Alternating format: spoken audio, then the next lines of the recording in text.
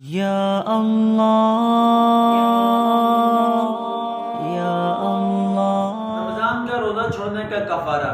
اگر بندہ کسی وجہ سے رمضان المبارک کا روزہ نہ رکھ سکے تو اس پر فدیہ ہوگا یا کفارہ ہوگا، اور کتنا ہوگا؟ شرعی عذر کے بغیر، بیماری کے بغیر یا بغیر کسی سفر کے روزے کو ترک کرنا حرام اور سخت گناہ ہے۔ ایسا شخص جو ہوتا ہے وہ کبیرہ گناہ کا کیا ہوتا ہے؟ مرتکب ہوتا ہے اور فاسق ہے۔ حدیث میں آیا ہے کہ جس آدمی نے بلا کسی عذر کے رمضان المبارک کا ایک روزہ بھی چھوڑا اور وہ اس کے کفارے کے طور پر ساری زندگی بھی روزے رکھے تو وہ اس ایک روزے کی تلافی نہیں ہوگی۔ بلا عذر کے روزہ چھوڑنا اور اس کے بعد ایک روزہ چھوڑنا اور اس کے بعد ساری زندگی بھی روزے رکھنا، اگر رکھ بھی لے تو اس ایک روزے کی تلافی نہیں ہوگی۔ اس لیے کہ حتی الامکان کوشش کرنی چاہیے کہ رمضان المبارک کے روزے نہ چھوٹے۔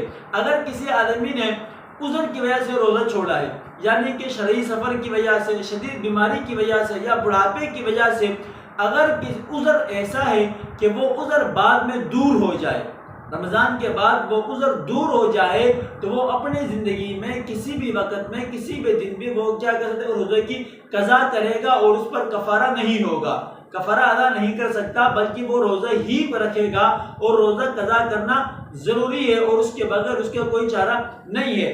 اگر بیماری ایسی ہے کہ اس کے بعد وہ صحت مند نہیں ہو سکتا، یعنی جب تک زندہ اس کی کوئی امید نہیں ہے، جب بڑھاپا ہے، تو ایسی صورت میں کفارہ ہوگا۔ اور کفارہ کتنا ہے کہ ایک روزے کے بدلے میں ایک صدقہ فطر ہے، ایک روزے کے بدلے میں ایک صدقہ فطر ہے۔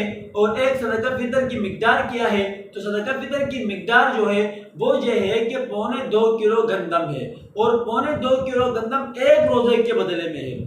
جتنے روزے رمضان المبارک کے چھوٹ گئے، اتنے روزوں کے بدلے میں فی روزے کے بدلے میں ایک صدقہ فطر کے حساب سے اس کی فدیہ دینا ضروری ہے۔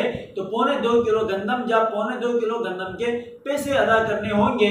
دعا فرمائیے رب ذوالجلال مجھے اور آپ کو رمضان المبارک کے روزے رکھنے کی توفیق عطا فرمائے۔